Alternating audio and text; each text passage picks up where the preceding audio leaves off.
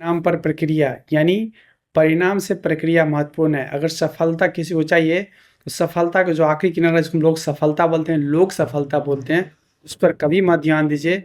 ध्यान किस पर दीजिए? जो प्रक्रिया है, जो सफलता के बीच वाला हिस्सा है, जिसको मेहनत बोलते हैं। यानी कर्म पे फोकस करना है, कर्म का जो परिणाम होता है, फल होता है, उस पे फोकस नहीं करना है। तो कहते हैं कि प्रक्रिया परिणाम से ज़्यादा महत्वपूर्ण है।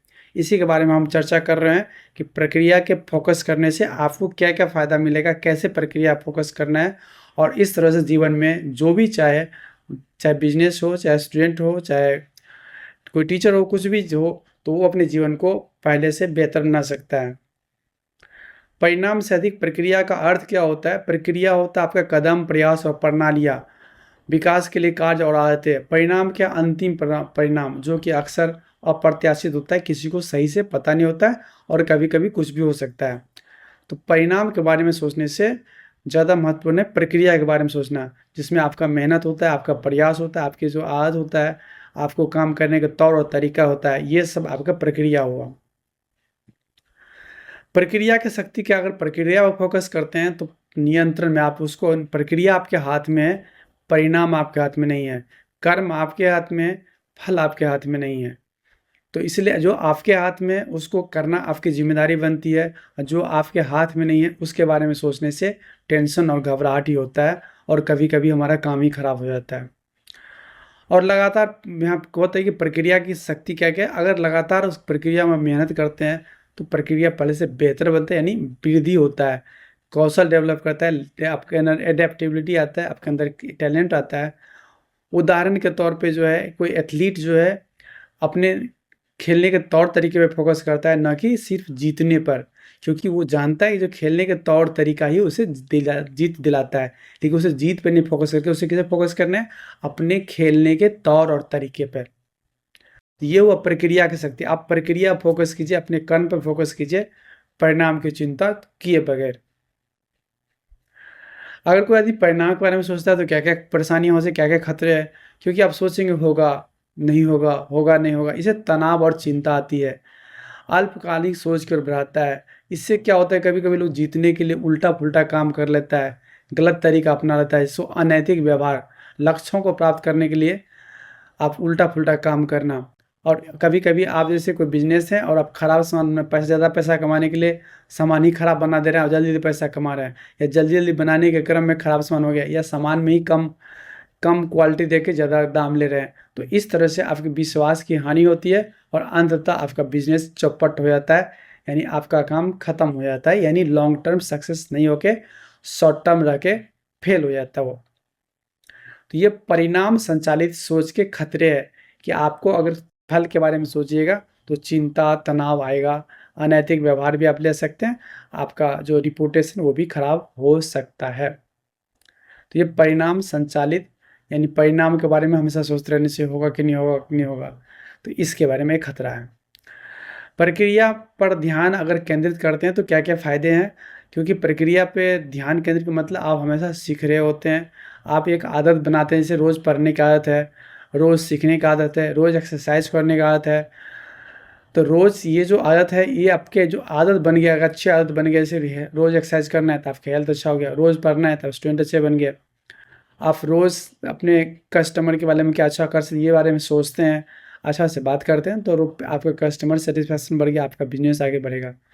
और सृजन क्षमता, यानी सृजन क्षमता का मतलब इसके अंदर काम पे फोकस करते हैं तो आप नए तरीके से काम करने के बारे में सोच सकते हैं, यानी आपके अंदर क्रिएटिविटी आता है, नए तरीके से काम करने की क्षमता आता है, जो कि औरों से आपको आगे रखता है, क्योंकि आप प्रक्रिया पर ध्यान दे रहे हैं, जो काम करने के तरीके पे ध्यान दे रहे हैं।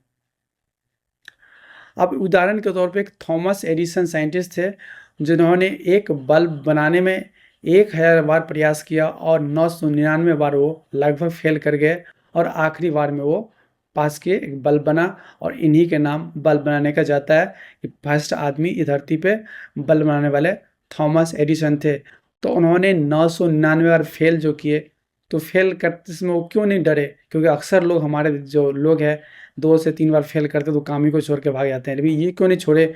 क्योंकि इनको अपने पर भरोसा था और ये प्रक्रिया फोकस करते थे, वो अपने काम पे फोकस थे। इस तरह जेके रॉलिंग, आप देख रहे होंगे बगल में एक महिला है, इन्होंने बहुत जगह अपनी लिखी और हर जगह से रिफ्यूजल मिला, कोई सी चीज़ लिखी हुई किताब को पब्लिश नहीं करना चाहता, लेकिन लास्ट में एक ऐसे ऑथर बनी जिसका आज तक कोई जवाब नहीं है, बहुत अच्छी बनी। तो यानी वो लगातार प्रक्रिया पर फोकस की, काम करते गई, भले उसका लोग उसे बुरा कहा, लेकिन वो अपने मेहनत को कभी कम नहीं की, नए तरीके से, अच्छे तरीके से प्रयास करते रहे। यानी कहने का मतलब, आप प्रक्रिया में अगर आप मेहनत करते हैं तो एक दिन आप अच्छा काम करते हैं, आगे बढ़ते हैं और फल की चिंता किए बगैर बढ़ते हैं। एक प्रक्रिया उन्मुख दृष्टिकोण कैसे बनाए कि हम प्रक्रिया के फोकस, सबसे पहले प्लान करें, करना क्या, जीवन में क्या करना है, जीवन में क्या हासिल चाहिए और क्यों चाहिए आपको, इसके बारे में सोचिए, उसको प्लान बनाइए, उसको फिर आप उस प्लान के हिसाब से काम कीजिए, अपने एक आदत बनाइए और उस आदत में बारे में सोचिए कोई और तरीका तो नहीं है करने का जो इससे भी अच्छा हो। उसको बोलते हैं रिफ्लेक्ट, इसके बारे में सोचिए, खुद के बारे में सोचिए, अपने काम के बारे में सोचिए और फिर उसको एडजस्ट कीजिए तरीका से, ताकि काम और बढ़िया से करने के लिए ज़रूरी हो। तो इस तरह से जो है आप प्रक्रिया उन्मुख दृष्टिकोण का निर्माण कीजिएगा, जिसमें प्रक्रिया पर फोकस करें, काम के तौर तरीके फोकस करें और जीवन को आगे बढ़ाने में ये मदद करता है। सफलता को फिर से परिभाषित करना, सफलता वो नहीं जो मंजिल आखिरी में मिलता है, सफलता एक जर्नी है, रास्ता है। पटना जाना है तो पटना का रास्ता आप फोकस कीजिए। सफलता होना तो सफलता का आखिरी जो लोग कहते हैं उस सफलता नहीं, जो आपको आप सफलता मानते हैं। अनेक काम आप करते हैं तो अंत में आपको एग्जाम में रिजल्ट मिलता है, तो एग्जाम रिजल्ट के बाद लोग आपको थैंक यू या कंग्रेचुलेसन बोलते हैं, वो मेहनत नहीं, वो सफलता नहीं। सफलता आपने पढ़ाई किया, वो सफलता का शुरुआत है और वही असली सफलता है।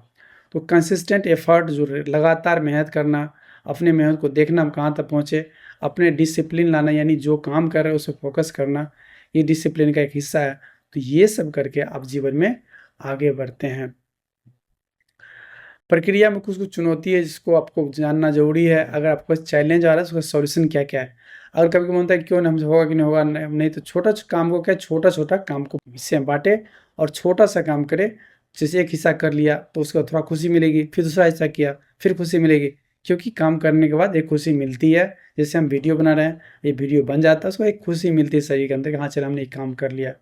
तो उसी तरह से काम को अगर एक काम को 10 टुकड़े में बाँट के और छोटे टुकड़े कर रहे हैं, उसको हर से काम करने पूरा करने में आपको थोड़ी खुशी मिलेगी और आपका मन उसमें काम करने में लगा रहेगा।